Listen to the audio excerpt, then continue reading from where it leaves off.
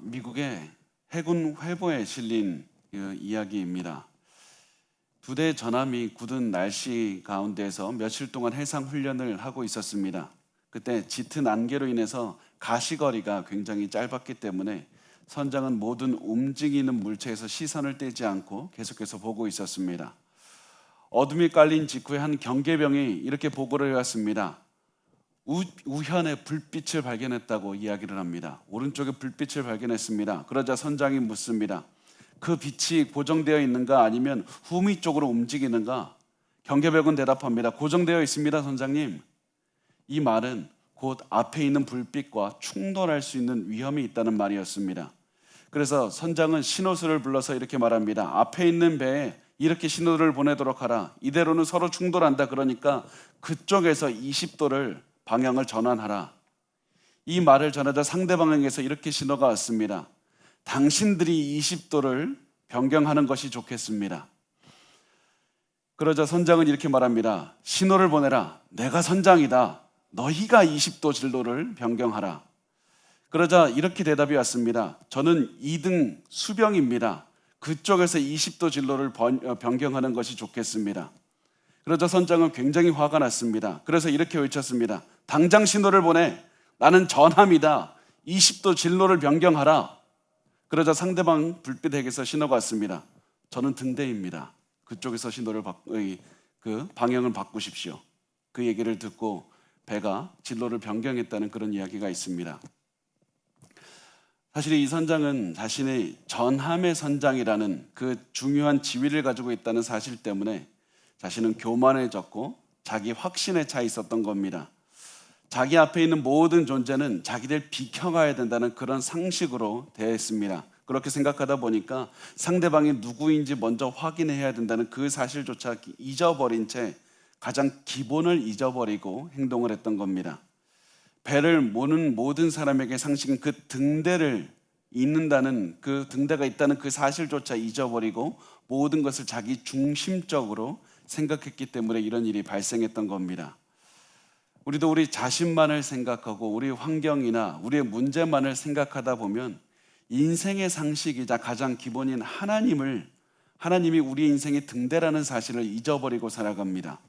하나님께서 등대가 되시기 때문에 하나님의 뜻을 바꿔야 되는 것이 아니라 우리가 하나님의 뜻에 맞추어서 살아가야 된다는 그 사실조차 잃어버리고 살아가는 것이 우리의 삶의 모습입니다.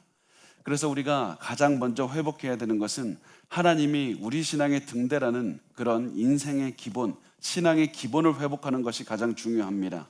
왜냐하면 등대의 지시를 따를 때 올바른 길을 가게 되는 것처럼 우리가 하나님의 뜻을 따라 살 때 혼란스러운 우리 인생도 올바른 길을 갈 수 있기 때문입니다.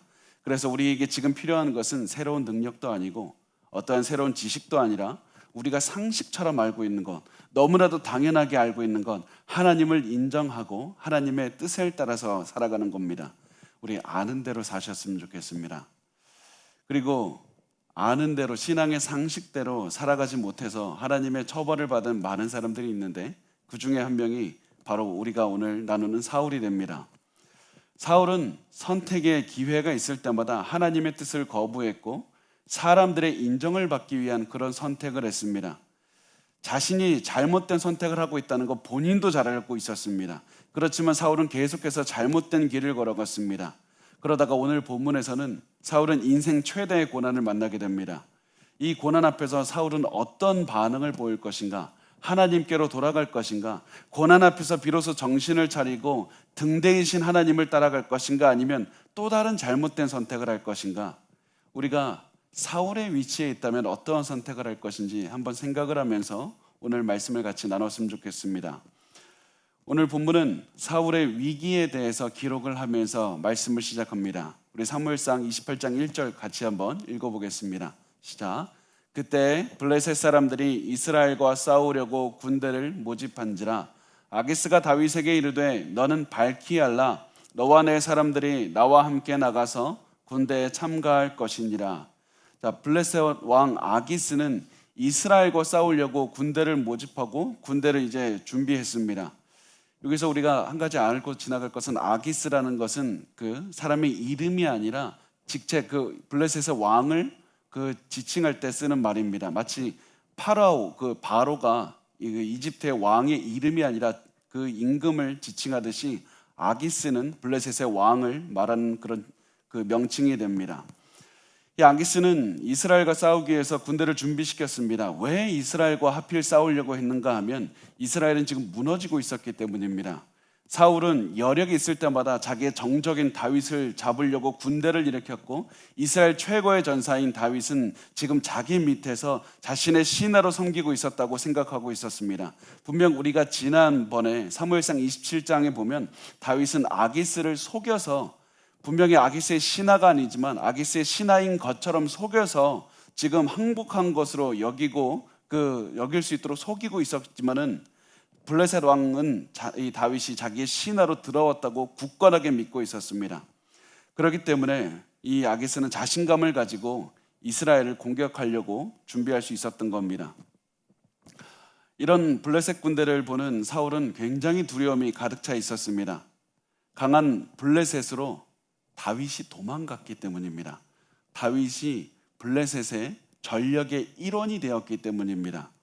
사울은 이스라엘을 공격하러 온 블레셋 군대에 다윗이 함께하고 있는 것인지 아닌지 알 수가 없었습니다. 만약에 다윗이 저 블레셋 군대 안에 있다면 내가 감당할 수 있을 것인가? 내가 이길 수 있을지 잘 모르겠다는 그런 불안감이 들었습니다. 블레셋만 해도 감당하기 벅찬데 다윗을 어떻게 상대해야 될 것인가? 이런 마음이 들었고 불안감과 절박한 마음이 들었습니다. 이때 사울은 또다시 선택의 기로에 놓이게 됩니다. 이때 사울은 아는 대로 살았어야만 됐습니다. 지금까지 내가 잘못했다는 사실을 하나님 앞에서 인정하고 하나님께 돌이키고 기도하며 회개하는 그것을 먼저 했어야만 됐습니다. 하나님을 떠나서 잘못된 삶을 살았다는 것을 인정하고 이제부터 하나님과 동행하는 삶을 살았어야만 됐습니다. 그런데 사울은 또다시 그렇게 하질 않았고 그 모습은 우리가 잠시 후에 나누게 됩니다. 사무엘상 기자는 우리가 사울에 대해서 나누기 전에 다윗에 대해서 잠깐 보기를 원했습니다. 왜냐하면 다윗도 굉장히 어려운 상황에 처해 있었기 때문입니다. 지금까지 다윗은 하나님께서 그 이스라엘에게 처벌하라고 명령했던 그 민족들, 이스라엘의 적들을 처벌하고 다니고 있었습니다. 그러면서 그 아기스, 블레셋 왕 아기스에게는 내가 사실은 이스라엘을 처벌하고 이스라엘과 그 동맹국들을 공격하고 있었던 것이라고 거짓말을 하고 있었습니다. 다윗이 거짓말을 너무 잘하니까 블레셋 왕은 다윗이 완전히 자기 사람이라고 생각하고 이스라엘을 치러 가는데 함께 가자고 말했던 겁니다. 그리고 이 말을 들은 다윗은 굉장히 큰 고민이 됐습니다. 만약에 내가 이스라엘을 치러 가지 않겠다 이렇게 말한다면 자신의 모든 거짓말이 들통나게 되고 자신은 결국 사형을 당할 것이 뻔했습니다. 그러나 내가 아기스와 함께 이스라엘을 공격하러 간다면 이스라엘 사람들은 다윗이 자기들을 공격했다는 사실을 보고 결국에서는 이 사람 왕으로 절대 세울 수 없습니다. 이렇게 반대할 게 뻔했습니다. 그래서 다윗은 어떻게 해야 될지를 절대로 알지를 못해서 이렇게 어정쩡한 대답을 하게 됩니다. 2절 말씀을 우리 한번 같이 읽어보겠습니다. 시작. 다윗이 아기스에게 이르되 그러면 당신의 종이 행할 바를 아시리이다 하니 아기스가 다윗에게 이르되 그러면 내가 너를 영원히 내 머리 지키는 자를 삼으리라 하니라. 자, 다윗이 한 말은 이런 겁니다. 왕이여, 제가 앞으로 어떻게 할 줄 왕이 보게 될 겁니다. 무슨 진짜로 하겠다는 말도 아니고 안 하겠다는 말도 아니고 당신이 내가 무엇을 할 것인지 보게 될 겁니다. 이렇게 얘기를 했는데 이 말을 아기스는 듣고 다윗이 자기와 함께 이스라엘을 공격하러 나가겠다는 말로 알아들었습니다. 왜냐하면 당신의 종이라고 낮춰서 말했기 때문에 어떠한 그 아기스의 입장에서는 다윗이 당연히 자기 편으로 가서 이 이스라엘을 하겠다는 말로 알아들었습니다. 그래서 아기스는 기분이 좋아져서 이렇게 말합니다. 그러면 내가 너를 영원히 내 머리 지키는 자를 삼으리라. 머리 지키는 자는 우리말로 하면 내가 너를 내 평생 보디가드로 삼겠다. 내가 너를 내 평생 보디가드로 삼겠다는 그런 말을 합니다. 가장 실력이 뛰어나면서도 가장 신이 많은 그런 사람에게 맡기는 자리, 보디가드를 다윗에게 맡기겠다고 말하는 겁니다. 이렇게 해서 블레셋 내에서 다윗의 위치는 굉장히 높아졌는데 이제 다윗은 더 이상 편하게 움직일 수 없는 상태가 됐습니다. 지금까지 다윗은 왕으로부터 멀리 떨어져서 살면서 자기가 원하는 행동을 하면서 왕도 속이는 그런 삶을 살 수 있었지만 이제는 왕 바로 옆에서 살면서 그런 삶을 살 수가 없었던 겁니다. 그렇게 해서 사울과 다윗 모두 절박한 그런 상황에 놓이게 됐습니다. 이제 이 두 사람은 이 상황에서 어떠한 운명을 맞이하게 될 것인가, 어떻게 대처할 것인가, 이제 그것을 나누게 될 텐데 28장에서는 사울의 이 위기에 대처하는 모습이 나오고 29장에서는 다윗이 이 상황을 넘어가는 그런 모습을 그리고 있습니다. 오늘 그래서 28장만 우리 같이 나누도록 하겠습니다. 사무엘상 기자는 그 블레셋 군대에 공격받은 사울의 모습을 이렇게 그리고 있습니다. 3절 말씀 우리 같이 읽어보겠습니다. 시작. 사무엘이 죽었으므로 온 이스라엘이 그를 두고 슬피 울며 그의 고향 라마에 장사하였고 사울은 신접한 자와 박수를 그 땅에서 쫓아내었더라. 자, 사울의 지금 현재 상황을 설명하기 위해서 가장 먼저 사무엘상 기자는 사무엘이 죽었다라는 말부터 다시 언급을 합니다. 새로운 소식이 아닌데도 불구하고 사무엘이 죽었다는 소식을 다시 언급하는 이유가 무엇이냐면 이 사무엘이 죽은 것은 이스라엘 사람들에게도 큰 소식이었을 뿐만 아니라 이 사울에게서도 굉장히 중요한 소식이었기 때문입니다. 왜냐하면 사무엘은 하나님의 뜻을 대변하는 역할을 맡고 있었기 때문에 사울에게 있어서 하나님의 뜻을 아는데 사무엘은 굉장히 중요한 그런 사람이었습니다. 그런데 그런 사무엘이 사울에게 했던 말은 하나님께서 당신을 버렸다라고 말을 했고 사울에게서 나라를 떼어서 다른 사람에게 주었다는 그런 말을 했습니다. 사울도 사무엘과 가까워지고 싶었습니다. 그리고 그것이 옳다는 사실도 알고 있었습니다. 그러나 그렇게 하지 못했습니다. 하나님의 뜻을 따라가기에는 사람의 뜻과 멀어지는 것 같았습니다. 그런데 그렇게 사무엘과 같이 있고 싶었지만은 결국에서는 이제는 사무엘이 죽음으로써 사무엘과 관계를 회복할 수 있는 그런 기회도 사라져 버렸습니다. 이것저것 하지 못했던 사울은 사무엘이 죽었다는 그 소식 때문에 불안해서 도저히 견딜 수가 없었습니다. 내가 무엇이라도 해야 되겠다. 이 불안감을 잠재우기 위해서, 이 절박한 마음을 잠재우기 위해서 무엇이라도 해야 되겠다. 이런 마음으로 하나님을 위한 갑자기 선택을 합니다. 사울은 신접한 자와 박수를 쫓아내라는 그런 명령을 내렸습니다. 내가 왕권이 안정되게 세워지기 위해서는 하나님의 뜻에 따라서 우상을 없애야 되겠다. 이런 결정을 갑자기 하게 되는 겁니다. 비록 나는 하나님께 버림받았고 사무엘까지 죽어서 나는 지금 너무 늦어버렸지만 그럼에도 불구하고 내가 발버둥이라도 쳐봐야 되겠다. 이 마음이 신접한 자들을 쫓아내라는 이 명령을 통해서 드러나는 그런 사울의 모습이었습니다. 분명히 이 명령은 좋은 명령입니다. 그런데 이 명령이 가장 우선시 되어서도 안 되었고 이 명령이 전부가 되어서도 안 되었습니다. 왜냐하면 사울은 신앙의 가장 기본적인 상식을 잊어버렸기 때문입니다. 사울은 단순히 우상 숭배를 금지하고 끝날 것이 아니라 먼저 하나님 앞에 회개하고 먼저 자신과 이스라엘 모든 사람들을 하나님께 회개하고 하나님께 돌아가서 하나님과 동행하는 삶을 살기로 금식하면서 이렇게 살았어야만 됐습니다. 지금까지 자신들이 저질렀던 모든 잘못을 회개하고 하나님께 자비를 구하면서 용서해 달라고 하는 것이 신앙의 상식이었고 기본이었습니다. 하나님과 동행하면 담대함을 가질 수 있지만 겉으로만 그냥 우상숭배 금지하십시오. 내가 이거 하면 하나님 좋아하실 것 아닙니까? 이런 식으로 우상숭배를 금지시켰기 때문에 속이 텅텅 비어버린 사울은 두려움이 몰려오기 시작합니다. 우리의 삶에서도 정말 하나님 앞에서 용기를 갖고 안정을 찾고 싶다면 단순히 내가 이거 했지 않습니까? 내가 이것도 하지 않았습니까? 그런 자세가 아니라 하나님 앞에 내 자신을 내려놓고 회개하며 하나님과 동행하는 삶을 먼저 구하시기 바랍니다. 그러면 그 다음의 것들은 따라오게 되어 있습니다.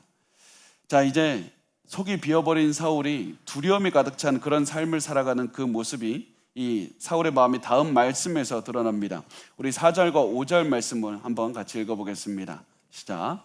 블레셋 사람들이 모여 수넴에 이르러 진침해 사울이 온 이스라엘을 모아 길보아에 진쳤더니 사울이 블레셋 사람들의 군대를 보고 두려워서 그의 마음이 크게 떨린지라. 자, 블레셋 군대는 수넴이라는 곳에 진을 쳤고 사울은 이에 대항해서 이 수넴이 위에 있으면 아래쪽에 있는 길보아라는 곳에 진을 쳤습니다. 이것을 통해서 나중에 지도를 우리가 볼 수 있으면 참 좋겠지만은 이것을 통해서 우리가 알 수 있는 게 뭐냐면 블레셋 군대가 굉장히 깊게 들어와 있다. 사실은 이것을 말하고 싶은 겁니다. 수넴까지 왔다는 것은 어떻게 이렇게 모든 그 경비를 뚫고 이 수넴까지 깊은 곳까지 올 수 있었는가? 이것을 통해서 지금 사무엘상 기자는 말하고 싶은 게 뭐냐면 지금 사울이 세운 이 나라가 하나씩 하나씩 무너지고 있다. 경계도 무너졌고 이 외국 군대가 이렇게 깊이까지 파고들 수 있도록 이 나라가 지금 기강이 헤어져 있다. 이것을 보여주고 있던 것이고 사울도 그것을 깨닫고 있었습니다. 그래서 사울은 평생 백성들의 마음이 돌아설까 부러워하면서 살았고 라이벌 다윗으로부터 쫓긴다는 마음으로 살았고 이제는 블레셋 군대를 보니까 두려운 마음이 생겨서 벌벌벌벌 떨었던 것이었습니다. 그리고 여러분, 이것이 마귀가 우리를 공격하는 전략 전술이 됩니다. 사울은 평생 사람들을 바라봤고 다윗과 싸우면서 살다가 블레셋을 봤을 때 떨었습니다. 마귀는 우리가 잘못된 적을 설정하게 만들어서 잘못된 적과 평생을 싸우게 만듭니다. 사울의 적은 블레셋 군대여야만 됐지만 평생을 다윗과 대응해서 싸운 겁니다. 그렇게 사울이 잘못된 적을 만들어 놓고 싸웠더니 그 동안에 사울의 몸과 마음도 약해졌고 나라도 무너졌고 그리고 이 틈을 타서 진짜적인 블레셋이 들어왔던 겁니다. 우리도 이 사실을 보면서 우리의 지금 주적은 우리 주변에 우리를 힘들게 하는 사람도 아니고 우리 환경도 아니라 지금 우리가 영적인 마귀와 전쟁을 하고 있다. 이 사실을 반드시 기억하셔야만 됩니다.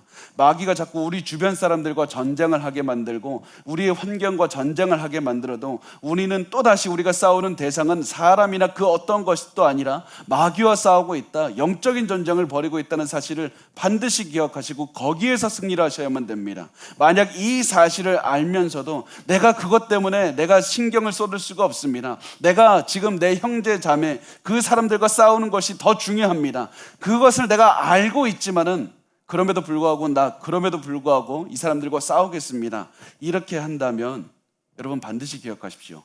언젠가 우리가 사람과 하는 전쟁으로 인해서 몸과 마음이 힘들어져서 쓰러질 것 같을 때 마귀가 바로 그 틈을 타고 모든 군대를 이끌고 와서 여러분의 마음과 환경과 모든 상태를 다 공격하러 올 것이고 그때 우리는 넘어지게 될 겁니다. 우리가 우리의 진정한 적은 마귀라는 사실을 항상 기억하시고 영적인 싸움을 싸우는 그런 준비를 하시기를 바랍니다. 자, 이제 몸을 부들부들 떨고 있던 그 사울은 블레셋 군대를 보고 도저히 마음이 진정이 되지가 않았습니다. 그래서 하나님께 질문했습니다. 6절 말씀을 보면 이렇게 질문합니다. 사울이 여호와께 묻자오되 여호와께서 꿈으로도 우림으로도 선지자로도 그에게 대답하지 아니하시므로. 사울이 아무리 물어봤자 하나님께서 대답하지 않으셨습니다. 우선 중요한 것이 사무엘도 죽었고 사울이 그동안에 노베에 있는 제사장들을 다 죽였지 않습니까? 그 사람들을 통해서 하나님의 응답을 받을 수가 있는데 이 사람들을 다 죽여버렸습니다. 그래서 사울은 꿈을 통해서라도 응답을 받고 싶었는데 하나님께서는 어떠한 방법으로도 응답하지 않고 침묵하셨습니다.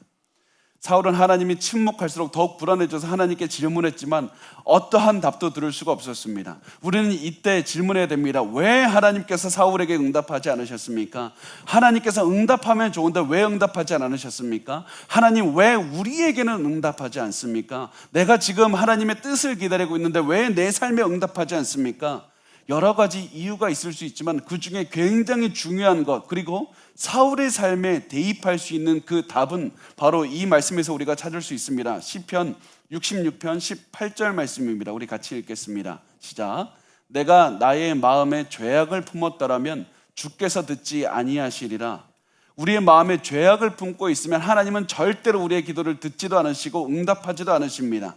그 어떠한 죄악이냐? 우리는 보통 남에게 욕을 하고 남을 굉장히 힘들게 하는 그런 것만 생각하지만은 가장 중요한 죄악은 하나님을 사랑하지 않고 하나님의 뜻을 적극적으로 순종하지 않는 것 자체가 하나님 앞에서 우리의 죄의 모습입니다. 우리가 이런 모습을 가지고 우리가 적극적으로 불순종하지 않고 소극적으로 하나님께서 하라고 하는 것, 사랑하라고 하는 것을 사랑하지 않고 하나님의 뜻을 실행하라는 것을 실행하지 않으면 하나님께서는 그것을 죄악으로 보시고 우리에게 응답하지 않으신다는 사실입니다. 왜냐하면 하나님은 단순히 우리가 이 땅에서 잘 살게 만들어주시는 그런 분이 아니라 가장 중요한 거, 우리와 영원히 동행하기를 원하시는 그런 하나님이시기 때문입니다. 그래서 우리가 하나님의 뜻을 알고 싶고 하나님과 동행하고 싶고 하나님과 도움을 받고 싶다면 가장 먼저 우리 마음에 있는 죄악을 제해버리고 우리가 기도할 때 깨닫게 해주시고 말씀을 읽을 때 깨닫게 해주시는 그 죄악을 없애버리고 하나님의 뜻에 순종하시기 바랍니다. 그러면 하나님께서 여러분의 기도에 응답하실 겁니다. 그런데 사울은 여전히 그 가슴속에 그 죄악을 품고 계속 기도했는데 이 하나님께서 침묵하니까 사울은 하나님의 침묵을 도저히 견딜 수가 없어서 내가 무엇이라도 해야 되겠다 이런 생각이 들었습니다. 그래서 이렇게 말을 합니다. 7절 말씀을 보면 이렇게 말을 합니다. 우리 같이 읽겠습니다. 시작. 사울이 그의 신하들에게 이르되 나를 위하여 신접한 여인을 찾으라. 내가 그리로 가서 그에게 물으리라 하니 그의 신하들이 그에게 이르되 보소서 엔돌에 신접한 여인이 있나이다. 자, 사울이 무당을 찾으라고 명령을 내렸습니다. 무당을 없애라고 했던 사울이 이제는 하나님을 의지하는 마음으로 무당을 없애라고 했던 것이 아니라 그냥 잠깐 신용을 했던 것이기 때문에 그냥 시간이 잠깐 지나니까 자기의 필요가 생기니까 무당을 찾으라고 말을 합니다. 이렇게 사울이 명령하니까 신하들이 단번에 이렇게 얘기를 합니다. 엔돌이라는 지역에 신접한 여인이 있습니다. 아니 분명히 사울이 명령을 내려서 신접한 자와 박수를 다 쫓았다고 했는데 어떻게 신접한 사람이 남아있을 수 있습니까? 게다가 사울을 없애라고 했는데 당장의 신하들이 어디에 그런 사람이 있는지 어떻게 당장에 대답할 수가 있습니까? 이 모습을 통해서 이 나라에 부정부패가 만연해 있고 사울의 지금 이 통치가 망해가고 있다는 사실을 보여주고 있는 겁니다.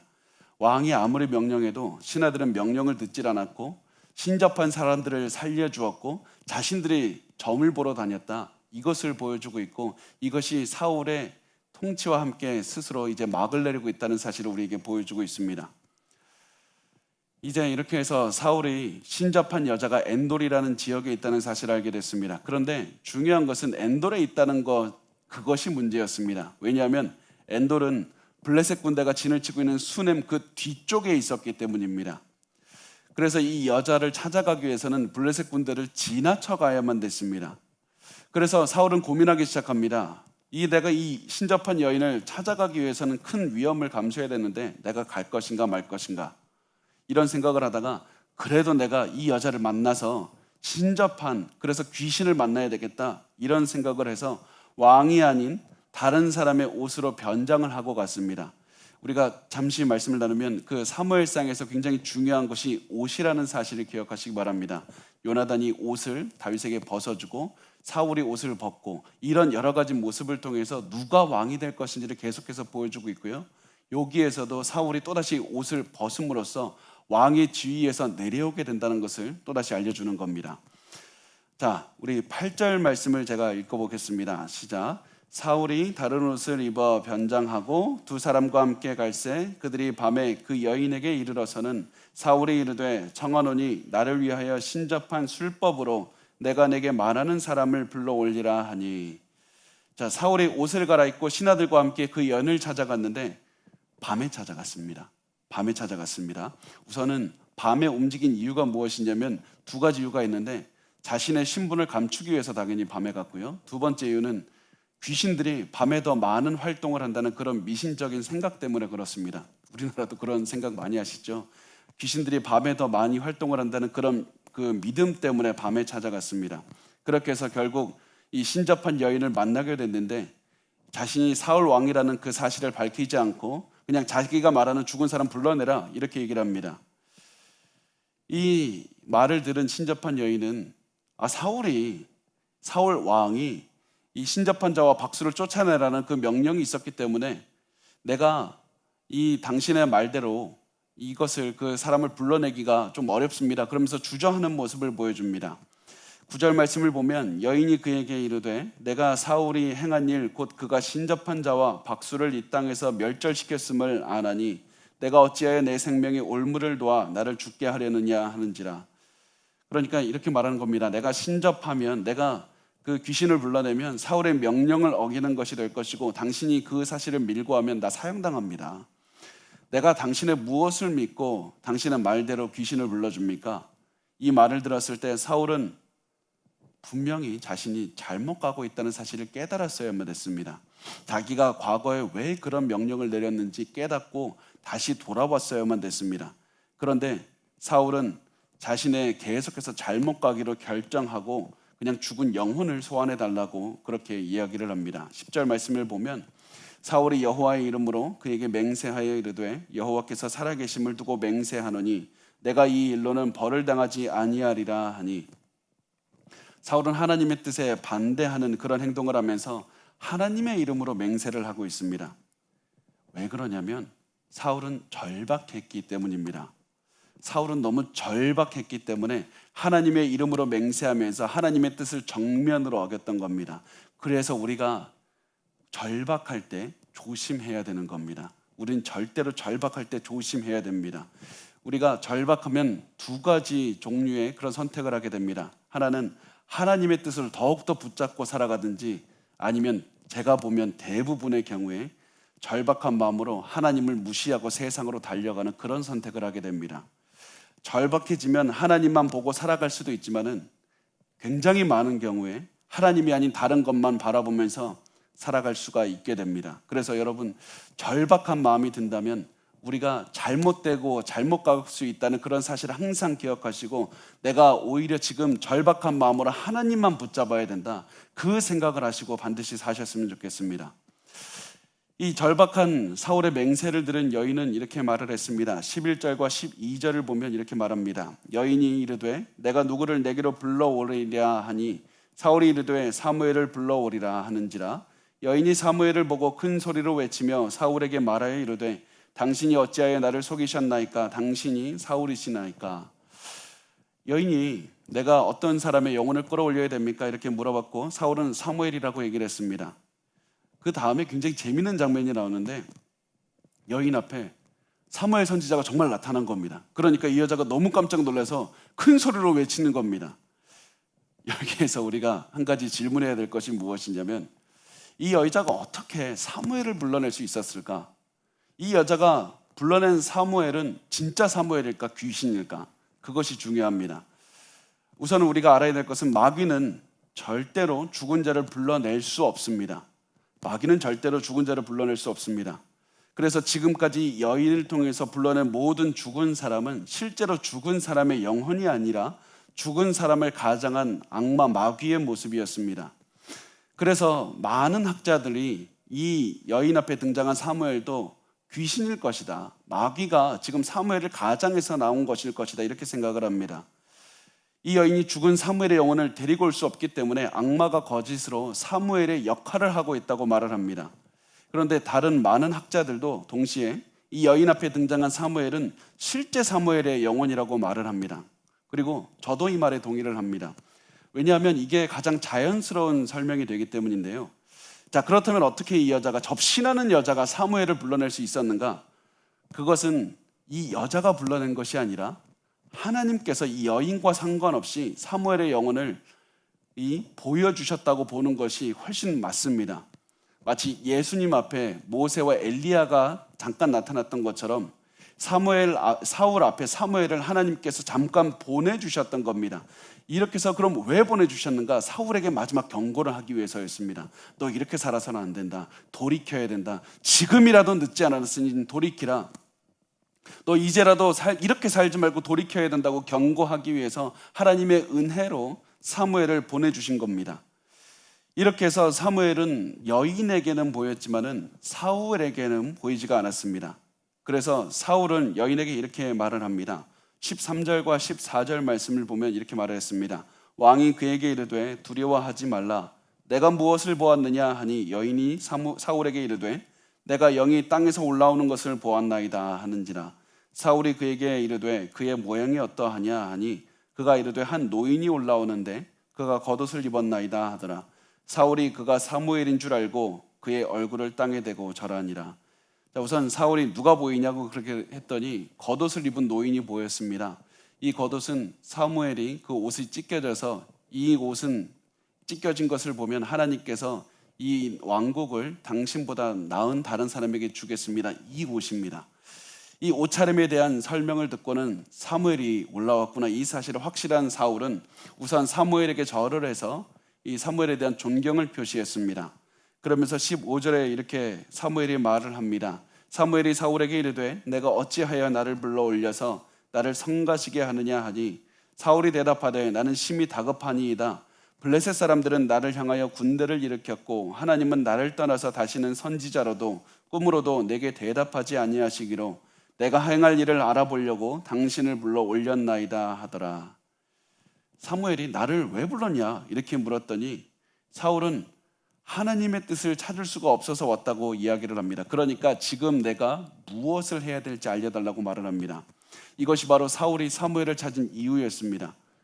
사울은 하나님의 뜻을 알고 싶어서, 하나님과 동행하고 싶어서, 하나님의 뜻을 돌이키기 위해서 그것 때문에 온 것이 아니라 자신의 미래가 궁금했고 그 미래를 대비해서 지금 내가 무엇을 해야 되는지, 마치 우리가 무당을 찾는 것처럼 이 사람이 그것이 궁금했기 때문에 신접한 여자를 찾아온 것이었습니다. 사울도 하나님과 동행하는 것이 중요하다는 사실을 알고 있었습니다. 그런데도 불구하고 미래를 알고 싶으니까, 내가 지금 내 환경에서 당장이 급해서 내가 복을 받고 싶으니까 그래서 무당을 찾아왔던 것이었습니다. 그리고 이것이 우리가 21세기를 사는 우리가 점을 치고 무당을 만나는 이유가 됩니다. 많은 사람들이 교회를 다녀도 점을 치고 무당을 찾는 이유는 미래에 대해서 알고 싶기 때문입니다. 불안한 내 미래가 어떻게 앞으로 될 것입니까? 그 미래를 위해서 나 오늘 무엇을 해야 됩니까? 그것이 알고 싶으니까 무당을 찾아가는 겁니다. 그들이 시키는 대로 해서 우리의 미래를 조금 더 좋게 만들려고 합니다. 그런데 우리가 반드시 기억하시기 바랍니다. 절대로 무당을 찾아가서는 안 됩니다. 아무리 미래를 알고 싶어도 무당을 찾아가서는 안 됩니다. 제가 예전에 무당을 찾아가서는 안 된다고 말을 했을 때 어떤 분이 이렇게 말씀을 했습니다. 하나님도 무당처럼 미래에 대해서 알려주시면 좋지 않습니까? 그러면 내가 안 갈 텐데 미래 때문에 불안하니까 하나님이 알려주시면 내가 우상에게 갈 것이 아니라 하나님께 찾아올 것이 아닙니까? 여러분, 그런데 하나님께서는 우리에게 미래를 알려주셔서 안심하기를 원하지 않으셨습니다. 하나님께서 안심하기를 원하시는 것은 미래를 알지 못해도 하나님을 믿고 안심하기를 원하셨습니다. 하나님, 우리가 미래를 몰라도 하나님만 따라가면 나의 목자가 되신 하나님께서 가장 좋은 물가와 가장 좋은 그런 푸른 초장으로 우리를 인도하신다, 그 사실을 믿고 따라가기를 원하셨습니다. 그렇게 해서 하나님을 따라가면 아무리 환경이 좋지 않아도 그 모든 환경마저도 하나님의 능력으로, 좋은 환경으로 바꾸시는 하나님의 능력을 체험하게 하실 겁니다. 그래서 우리가 어떤 환경에서든지 우리가 미래를 모른다고 할지라도 그 불안해하고 염려할 것이 아니라 하나님을 믿고 하나님과 동행하시는 데 집중하시길 바랍니다. 미래에 대해서 아는 것이 중요한 것이 아니라 하나님과 동행하는 것을 사모하는 것이 가장 중요한 겁니다. 이것이 가장 중요한 이유고, 그래서 우리가 우상이나 무당을 찾아가서는 안 되는 이유고, 그것이 바로 사울이 지금 잘못하고 있는 이유가 됩니다. 이렇게 해서 등장한 사무엘은 사울의 잘못된 점을 이제 지적하기 시작합니다. 16절에서 18절 말씀을 보면 이렇게 말합니다. 사무엘이 이르되 여호와께서 너를 떠나 내 대적이 되셨거늘 내가 어찌하여 내게 묻느냐? 여호와께서 나를 통하여 말씀하신 대로 내게 행하사 나라를 내 손에서 떼어 내 이웃 다윗에게 주셨느니라. 내가 여호와의 목소리를 순종하지 아니하고 그의 진노를 아말렉에 쏟지 아니하였으므로 여호와께서 오늘 이 일을 내게 행하셨다. 오늘 어떤 일이 벌어질지, 지금 무엇을 해야 될지, 그거 왜 나한테 질문을 하느냐? 너는 하나님의 뜻을 구하고 하나님의 동행했어야만 됐지만 너무 늦었지 않았느냐? 하나님께서는 너에게 이미 등을 돌려서 하나님 너의 적이 되셨다. 너는 하나님께서 부르실 때 응답했어야만 됐다. 이미 늦었다. 이미 늦었다. 계속 이렇게 얘기를 했지만 사실은 하나님 앞에서 절대 늦은 시기란 존재하지 않습니다. 하나님께서 사무엘을 보내주셨을 때는 사울에게 돌아올 수 있는 기회를 또 한 번 주시고 있는 것입니다. 사울은 왜 하나님께서 사무엘을 보내주셨을까? 이 말을 듣게 어떻게 하셨을까? 이것을 생각하고 자신의 삶을 돌이켰어야만 됐습니다. 그리고 내가 지금이라도 내가 코에 숨이 붙어있는 이때 내가 하나님을 믿고 하나님께 돌아가겠습니다, 이런 회개의 고백을 했어야만 됐습니다. 하나님을 의지하고 살았어야만 됐습니다. 그런데 사울은 끝내 하나님께 돌아가질 않았습니다. 왜냐하면 하나님께 원했던 것은 단순히 미래에 대해서 듣는 것이었지 하나님과 동행하는 것이 아니었기 때문입니다. 여러분, 우리는 우리가 찾는 것을 반드시 찾게 되어 있습니다.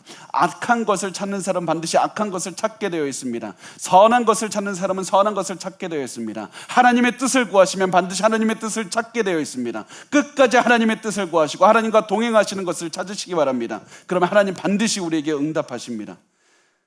그리고 사울은 잘못된 것을 찾았기 때문에 그것을 얻지 못하고 절망하는 그런 상황에 놓이게 됐습니다. 사무엘은 이런 사울에게 사울의 미래에 대해서 말을 해줍니다. 19절 말씀을 보면 이렇게 말합니다. 여호와께서 이스라엘을 너와 함께 블레셋 사람들의 손에 넘기시리니 내일 너와 내 아들들이 나와 함께 있으리라. 여호와께서 또 이스라엘 군대를 이 블레셋 사람들의 손에 넘기시리라 하는지라. 하나님께서 사울과 이스라엘 사람들 모두 블레셋 사람들에게 넘기실 것이다. 다시 말하면 너희는 죽을 거다. 너희는 죽을 것이다. 이렇게 말을 합니다. 이렇게 말하고는 사무엘은 사울이 던진 그 질문을 대답하지 않고 떠납니다. 사울은 지금 무엇을 해야 되냐고 물었는데 사무엘은 그 질문에 아무런 대답도 하지 않았습니다. 왜냐하면 그게 중요한 게 아니었기 때문입니다.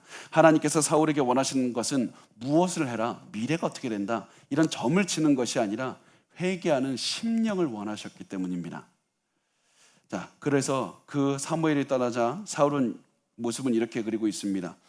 20절 말씀을 보면 이렇게 말씀합니다. 사울이 갑자기 땅에 완전히 엎드려지니 이는 사무엘의 말로 말미암아 심히 두려워하며 또 그의 기력이 다하였으니 이는 그가 하루 밤낮을 음식을 먹지 못하였음이니라. 사무엘의 말을 들은 사울은 다리 힘이 풀려서 완전하게 엎드려졌습니다. 내가 살기 위해서 이제 여기까지 왔는데 더 이상 살 방법이 없다, 이 말을 들으니까 두려움이 몰려와서 기력이 다 빠져서 무너졌던 겁니다. 게다가 사울의 기력이 쇠했던 이유가 하나가 더 있는데 그 당시 사람들은 귀신을 만나려면 금식해야 되는 것이 풍습이었습니다.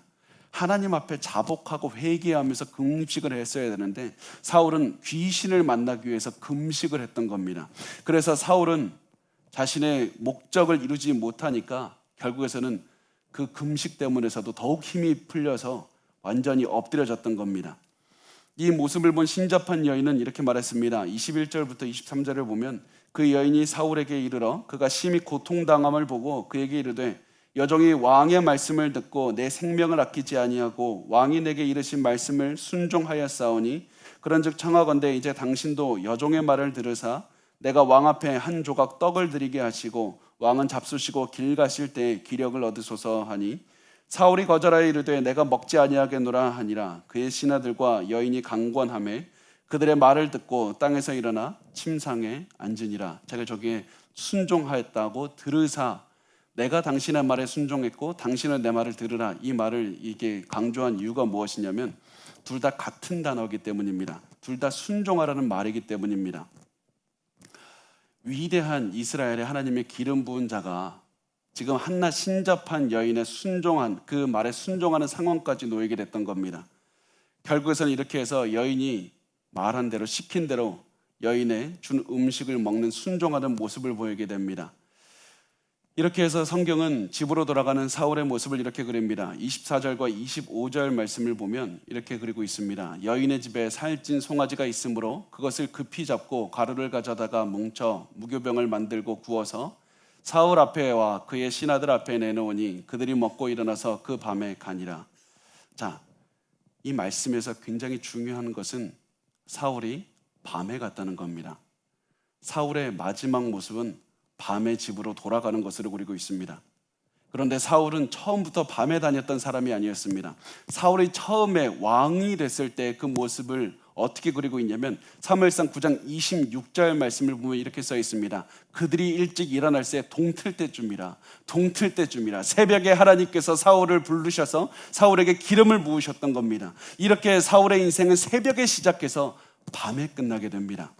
사울은 자신이 아는 대로 하나님께 올바로 살아가지 못하고 계속해서 알지만 그 말씀에 순종하지 않고 잘못된 선택을 하면서 계속해서 살아갔더니 결국에서는 새벽에 시작한 사울의 인생은 인생의 밤을 맞이하게 됐고 인생의 밤에 죽게 되는 결국 그런 인생을 살게 되었던 겁니다.